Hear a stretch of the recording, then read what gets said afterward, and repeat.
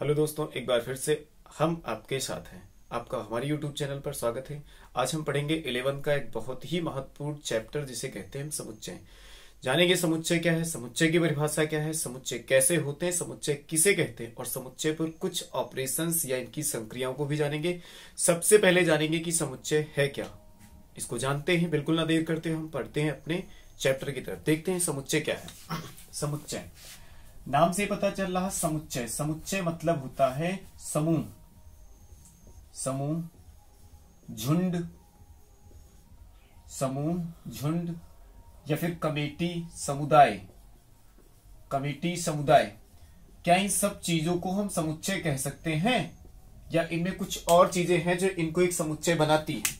हम देखते हैं कि ये क्या दिए गए जो झुंड, समूह, समुच्चय, समुदाय हैं, ये के सारे जो ग्रुप से दिए गए हैं, समूह दिए गए हैं, क्या ये सारे के सारे समुच्चय हैं या फिर कुछ अलग तरीके से समुच्चय होते हैं।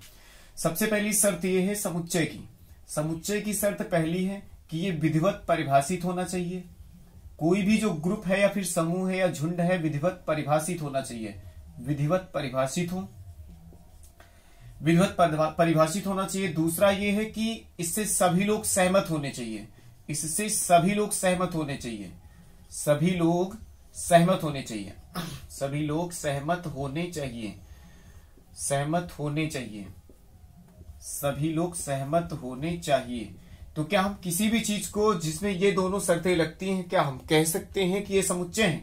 मान लेते अपने पास में हमने एक एग्जाम्पल लिखा और हमने लिखा A=, हमने लिखा सभी भारत के खिलाड़ियों का समूह। भारत के खिलाड़ियों का समूह, सभी भारत के खिलाड़ियों का समूह। हमने एक यहां पे सेंटेंस लिखा, सभी भारत के खिलाड़ियों का समूह। क्या ये समुच्चय है। हमें समुच्चय बताता है कि ये भारत के क्या सभी खिलाड़ी, जो एक वर्ड आया है समूह। समूह यहां पर है, झुंड भी है, कमेटी भी है, समुदाय। क्या ये सारे के सारे जो वर्ड दिए गए समुच्चय को डिनोट करते हैं या फिर इसमें कुछ और भी चीजें। पहली शर्त यह है कि यहां पर कुछ स्पेशल, मतलब यहां पे विधिवत परिभाषित होना चाहिए जो स्टेटमेंट हमें, जो यहां पे वाक्य दिया जा रहा। और दूसरा है कि उस चीज से सभी लोग सहमत होने चाहिए। मतलब अगर बात करें भारत के खिलाड़ियों के समूह की, तो क्या ये खिलाड़ियों का समूह जो है इसे हम समुच्चय कह सकते हैं। तो हम देखते हैं भारत के खिलाड़ी कई प्रकार के होते हैं, गोल्फ खेलते, टेनिस खेलते, क्रिकेट खेलते हैं। क्या ये सारे के सारे जो समूह है, हमें इस समूह जो दिए गए सारे के सारे समुच्चय, या फिर यहाँ जो खिलाड़ी हैं ये समूह है। तो उस कंडीशन में अगर बात करें तो ये किसी स्पेशल चीज के लिए बात नहीं कर रहा है, मतलब किसी पर्टिकुलर चीज के लिए ये जो समूह बात नहीं कर रहा। अगर हाँ यहाँ पे खिलाड़ियों की बजाय हम लिख देते क्रिकेट के खिलाड़ियों का समूह, तो क्या यह समुच्चय होता। तब भी उस कंडीशन में समुच्चय नहीं होता, क्योंकि हमने फिर बोला खिलाड़ियों के समूह की तो बात कर रहा है, क्रिकेट के खिलाड़ियों के समूह की बात करें। भारत के अंदर क्रिकेट के खिलाड़ी बहुत सारे हैं, जिनको हमें, क्या हम सबको समुच्चय के अंदर ले सकते हैं। या फिर दूसरी तरीके हमने दोबारा लिया भारत के सभी खिलाड़ियों का समूह, भारत के सभी क्रिकेट खिलाड़ियों का समूह, भारत के सभी क्रिकेट खिलाड़ियों का समूह, भारत के सभी क्रिकेट खिलाड़ियों का समूह। अब ध्यान से देखना है, भारत के सभी क्रिकेट खिलाड़ियों का समूह, समूह जिन्होंने स्वर्ण पदक जीते हों, जिन्होंने स्वर्ण पदक जीते हों, जिन्होंने स्वर्ण पदक जीते हों, जिन्होंने स्वर्ण पदक जीते हों। भारत के सभी खिलाड़ियों का समूह जिन्होंने स्वर्ण पदक जीते हों। अर्थात अगर हम बात करें यहां पर, अभी हमने ऊपर लिखा सभी भारत के खिलाड़ियों का समूह। खिलाड़ी किस किस प्रकार के, वहां पे कुछ गोल्फ खेलते, कुछ टेनिस खेलते, कुछ क्रिकेट खेलते, कुछ ताश भी खेलते, कुछ कई प्रकार के गेम्स खेलते हैं। तो क्या जो जितने भी खिलाड़ी, सबके समूह को हम समुच्चय कह सकते हैं या कुछ और है। अब हम दूसरे सेंटेंस पर बात करें, हमने लिखा भारत के सभी क्रिकेट के खिलाड़ियों का समूह। पहली चीज यहां पे आ रही एक क्रिकेट के खिलाड़ियों का समूह। कैसे खिलाड़ी हैं, हमने यहां पे खिलाड़ियों की बात की थी, यहां पर आ रहे हैं खिलाड़ी। कैसे खिलाड़ी हैं, वो सारे के सारे क्रिकेट के खिलाड़ी हैं। पहली शर्त तो ये हो गई कि सारे के सारे क्रिकेट के खिलाड़ी, वो भी कैसे, भारत के हैं, भारत के हैं। दूसरा समूह भी बात कर रहा। तीसरा है जिन्होंने स्वर्ण पदक जीता हो, मतलब ये हुआ कि जिन लोगों ने स्वर्ण पदक जीता हो वही जो क्रिकेट के खिलाड़ी हैं, उन्हीं को हम मान सकते हैं। आप एक चीज यहां देखें, तो ये जो सेंटेंस लिखा गया, आप इसको किसी से भी पूछें, वो 2-4 गिने चुने नाम को बता देगा आपसे कि हाँ हाँ ये खिलाड़ी हैं क्रिकेट के, जो कि भारत के, जिन्होंने स्वर्ण पदक जीते हो। वो आपका नाम नहीं बताएगा, या फिर अगर आप जीते हो तो आपका भी नाम बता देगा वो। इसलिए भारत के सभी खिलाड़ियों का समूह जिन्होंने स्वर्ण पदक जीता हो एक समुच्चय है। क्योंकि इसमें हम एक चीज यहां पर अपनी जो परिभाषा विधिवत परिभाषित होना चाहिए। हाँ, इसमें पता चल रहा कि खिलाड़ी कैसे हैं, वो क्रिकेट के हैं कहाँ के, भारत के हैं, पहली चीज। और इसमें दूसरी चीज ये भी हमें पता चल रही कि जिन्होंने स्वर्ण पदक जीता हो, मतलब कुछ ऐसी स्पेशल क्वालिटी उनमें मिलनी चाहिए जो जिसको देखते ही सभी लोग, पहली चीज आ रही। दूसरी इसमें पॉइंट ये लिखा कि सभी लोग जिससे सहमत होने चाहिए। अब इस सेंटेंस को आप यहां पढ़े, चाहे आप बाजार में पढ़े, चाहे चांद पे जाके पढ़े, आपको दिखेगा कि हाँ सभी लोग बता देंगे भारत के सभी क्रिकेट के खिलाड़ियों का समूह जिन्होंने स्वर्ण पदक जीता। इसमें एक चीज हमें मिल रही कि हाँ इस सेंटेंस से ये दोनों चीजें यहां पर दोनों शर्तें फुलफिल हो रही, मतलब इससे सभी लोग सहमत हो रहे हैं। हम दूसरे सेंटेंस की तरफ बढ़ते हैं। हमने लिखा टोकरी में रखे, टोकरी में रखे, हमने लिखा टोकरी में रखे फलों का समूह, टोकरी में रखे फलों का समूह, टोकरी में रखे फलों का समूह। आप क्या कहते हैं इस सेंटेंस के बारे में? क्या एक समुच्चय हो सकता है? बिल्कुल हो सकता है, या फिर नहीं हो सकता, उसको हम चेक कर लेते। पहली चीज तो यह है कि विधिवत परिभाषित होना चाहिए। हाँ, परिभाषा इसकी बन रही कि हाँ जिसमें टोकरी में रखे कैसे फल हैं, फलों का समूह है, फलों का समूह। पहली चीज समूह है, झुंड है, कमेटी है, समुदाय, हमें समूह मिल पा रहा, या फिर इसके अलावा और भी वर्ड मिल सकते हैं। फलों का समूह, क्या ये समुच्चय है या फिर नहीं है? दूसरा है इसमें इससे सभी लोग सहमत होने चाहिए। क्या इसमें जो टोकरी में फल रखे गए हैं इनको किसी को भी दिखा दो वो फल कह सकता है? या फिर हम फलों में मान लेते, मान लिया वहां पे संतरा रखा गया टोकरी के अंदर, वहां पे कटहल भी रख दिया उन्होंने, वहां पे और लीची भी रखा, तो क्या आप कह सकते हैं इस शर्त पर? क्योंकि ये सारे के सारे कुछ लोग कटहल को फल भी मानते हैं और कुछ लोग कहते हैं सब्जी भी है, तो उस कंडीशन में आप टोकरी में रखे फलों का समूह क्या समुच्चय है आप कहते हैं? तो उस कंडीशन में परिभाषित भी है, इसे सभी लोग सहमत होने चाहिए, ये शर्त फुलफिल नहीं हो पा रही, क्योंकि इसमें डाउट आ रहा है। किसी को भी टोकरी अगर दिखा के पूछो तो अगर उसको दिखा देंगे आप तो बताएगा हाँ फलों का तो समूह है, लेकिन अंदर कौन से फल हैं उसमें थोड़ा कंफ्यूजन होगा, इसलिए उस कंडीशन में समुच्चय नहीं होगा। हम तीसरे पर विचार करते हैं। हमने लिखा टोकरी में रखे, टोकरी में रखे, हमने लिखा लीचियों का समूह, लीची फल का समूह, लीची, हमने लिखा लीची का समूह, टोकरी में रखी, रखी यहां पे रखी लीची का समूह। अब आप इसको ध्यान से देखें और बताएं। यहां पे लिखा टोकरी में रखी लीची का समूह, लीची मतलब पहली चीज तो समूह है, समूह जहां भी होगा मतलब वो समुच्चय को बताता है, मतलब एक झुंड, एक प्रकार का ग्रुप, एक प्रकार का समुदाय, एक प्रकार की कमेटी, वो सारा का सारा समुच्चय में आता है। मतलब जहां भी ढेर सारी चीजें हो जाएं वो समूह उसमें, लेकिन दो शर्तें अगर फुलफिल होती हैं तो समुच्चय बनता है। पहली चीज विधिवत परिभाषित होना चाहिए। हाँ, इसमें पता चल रहा है कि टोकरी में रखा जो भी फल है वो क्या है, लीची है।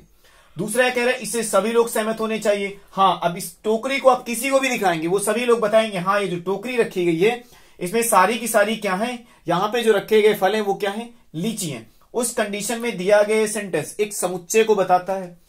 अगर हम आगे बात करें अगले सेंटेंस पर, हमने लिखा क्लास में बैठे, क्लास में बैठे, क्लास में बैठे होनहार विद्यार्थियों का समूह, होनहार विद्यार्थियों का समूह, क्लास में बैठे होनहार विद्यार्थियों का समूह, क्लास में बैठे होनहार विद्यार्थियों का समूह।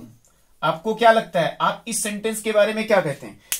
क्लास में बैठे होनहार विद्यार्थियों का समूह, यहां पे लिखा विधिवत परिभाषित। पहली चीज तो इसकी परिभाषा बननी बिल्कुल क्लियर है कि हाँ लोग कैसे हैं, यहां जो बैठे होनहार है।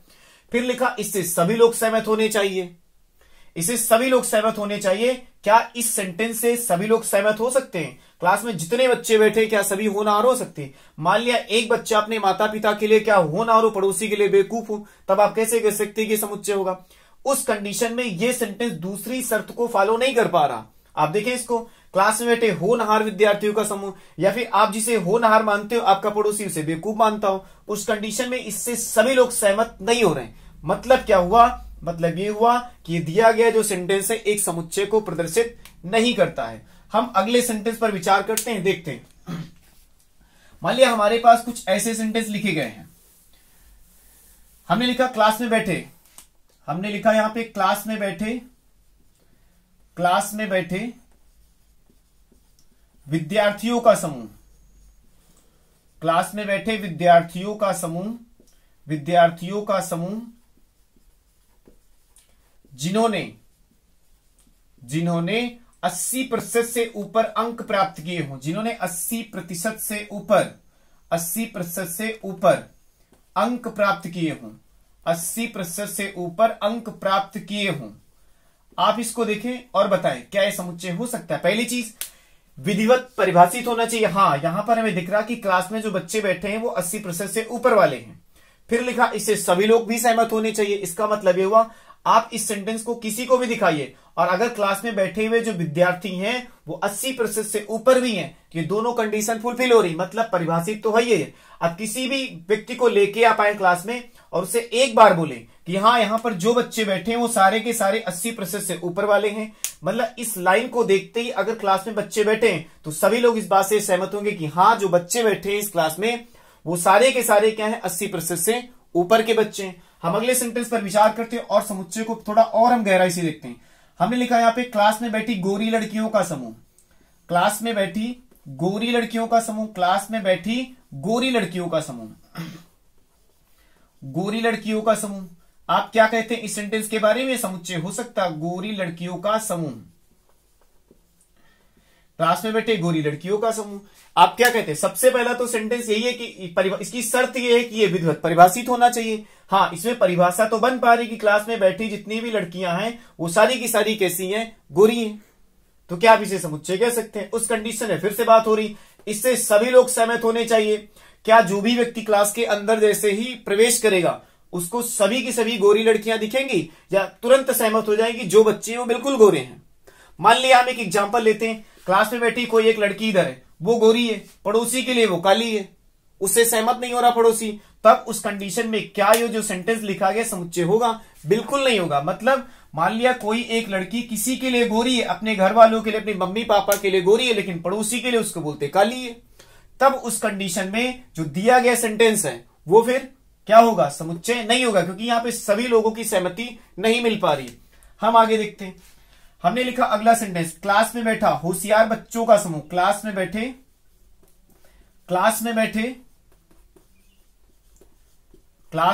होशियार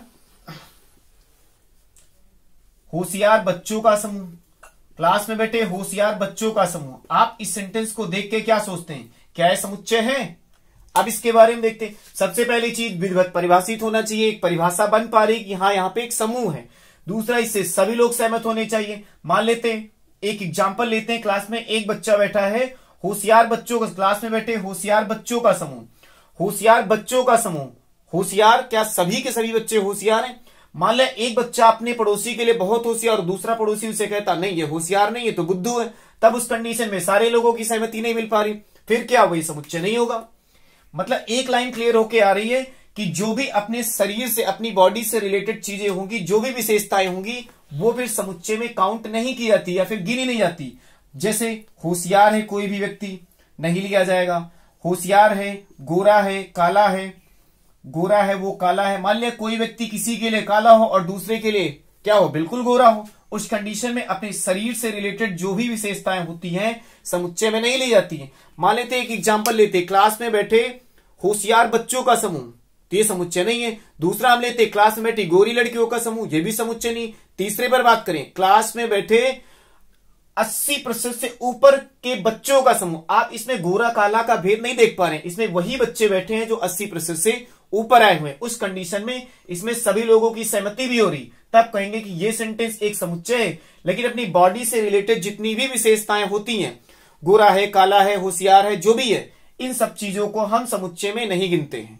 मतलब क्या हुआ कि पहली चीज तो समुच्चय की हुई कि विधिवत परिभाषा उसकी होनी चाहिए, एक समूह, झुंड, कमेटी या फिर समुदाय होना चाहिए। दूसरी शर्त है उससे सभी लोग सहमत होने चाहिए। तभी अगर ये दोनों शर्तें लगती हैं तो कोई भी दिया हुआ सेंटेंस उस कंडीशन में एक समुच्चय होगा, नहीं तो समुच्चय नहीं होगा।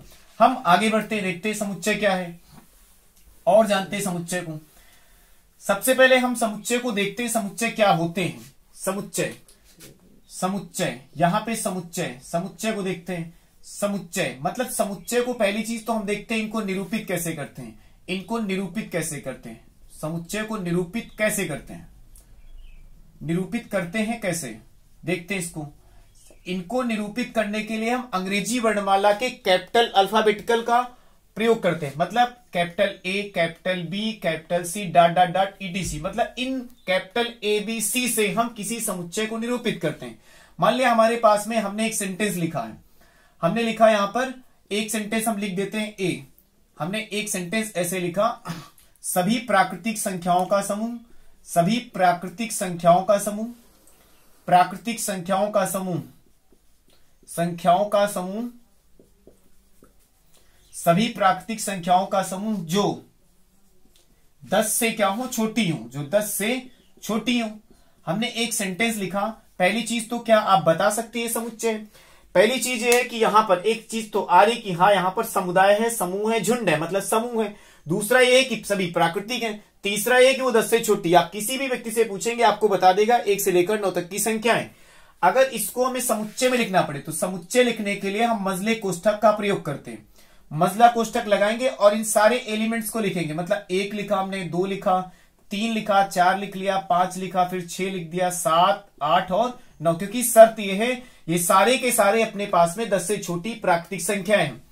पहली चीज यहां पे हमने समुच्चय लिखा। जो हर एक इसके अंदर जो भी चीज डाली जा रही, इस मजले कोष्ठक के अंदर जो भी चीजें पड़ रही हैं, यहां पे जो भी चीज कॉमा लगा लगा के लिखी जा रही, कुछ भी चीज हो सकती है, इन सब चीजों को बोलते हैं समुच्चय के अवयव। ये क्या है? समुच्चय के अवयव। इनको बोलते हैं एलिमेंट्स ऑफ द सेट, समुच्चय के अवयव। मतलब क्या हुआ? जो समुच्चय के अवयव हैं वो कॉमा लगा लगा करके मजले कोष्ठक के अंदर लिखे जाते हैं। और समुच्चय के यहां पहले समुच्चय को निरूपित करते कैपिटल ABC से, और हम अवयवों को जो समुच्चय के अवयव होते इनको small a, small b, small c से भी निरूपित कर सकते हैं। दूसरी शर्त, अब इसमें पहला पॉइंट ये बनता है किसी भी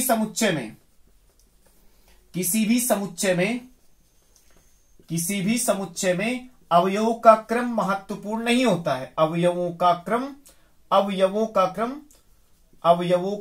महत्वपूर्ण नहीं होता है। अवयवों का क्रम महत्वपूर्ण नहीं होता है। अब ये बात क्या कर रहा? महत्वपूर्ण नहीं होता है। कह रहा है इसमें किसी भी समुच्चय में अवयवों का क्रम महत्वपूर्ण नहीं होता है। मतलब क्या हुआ इस चीज का? मतलब ये हुआ जैसे हमने सपोज यहां पे एक समुच्चय लिखते हैं, फिर देखते हैं इसका मतलब क्या हो रहा। हमने यहां एक समुच्चय लिखा और देखते हैं। समुच्चय ये है कि अंग्रेजी वर्णमाला के सभी स्वरों को हमने लिखा। ए हो गया, ई हो गया, आई हो गया, ओ और यू। पहली चीज तो किसी भी समुच्चय में अवयवों का क्रम, यहां पे एक शब्द आया है क्रम महत्वपूर्ण नहीं होता। इसका मतलब क्या हुआ? आप किसी भी अवयव को आगे पीछे कहीं भी लिख सकते हैं। हमने इसी चीज को हमने लिखा ए, फिर लिखा ए, फिर ओ लिख दिया, फिर हमने लिखा आई, फिर लिखा हमने यू। हम इसी चीज को ऐसे भी लिखते ओ, फिर लिखा हमने यू, फिर आई, फिर ई, फिर ए। मतलब इसमें ऑर्डर आगे लिखते हैं या पीछे, इससे कोई प्रभाव नहीं पड़ता है, समुच्चय वैसे ही रहता है।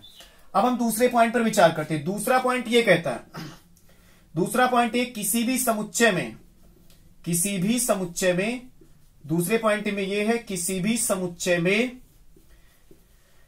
समुच्चय में अवयवों की पुनरावृत्ति की जरूरत नहीं होती।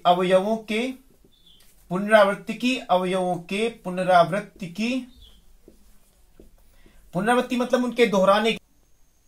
चलिए हम दूसरे पॉइंट पर विचार करते हैं। पहले पॉइंट को हमने देखा किसी भी समुच्चय में अवयवों का क्रम महत्वपूर्ण नहीं होता है। दूसरा पॉइंट ये कहता है किसी भी समुच्चय में अवयवों के पुनरावृत्ति की आवश्यकता नहीं होती। मतलब हमने अगर इस सेट को लिया ए, हमने लिखा अंग्रेजी वर्णमाला के स्वरों का समूह ए, फिर हमने लिखा ई, फिर आई, ओ और यू। तो आप देख सकते हैं यहां पर 2 वर्ड हमने रिपीट कर दी। इसका मतलब यह है समुच्चय कहता है कि हमारे अंदर कोई भी एलिमेंट एक बार रख दो हमारा काम चल जाएगा, बार बार लिखने की आवश्यकता नहीं है। हमने लिखा ए, ई, आई, ओ, यू। एक प्रकार का समुच्चय ये भी, हम इसको ऐसे भी लिख सकते हैं ए, फिर हमने लिखा ई, फिर ई लिख दिया, आई, ओ, यू। मतलब ये है कि इसमें 3 हमने रिपीट किया। समुच्चय कहता है नहीं, हमें एक बार रख दो हमारा काम चल जाएगा। मतलब इस समुच्चय को ऐसे लिखा जा सकता है ए, ई, आई, ओ, यू। इसका मतलब है किसी भी समुच्चय को लिखने के लिए उसका क्रम महत्वपूर्ण नहीं होता है,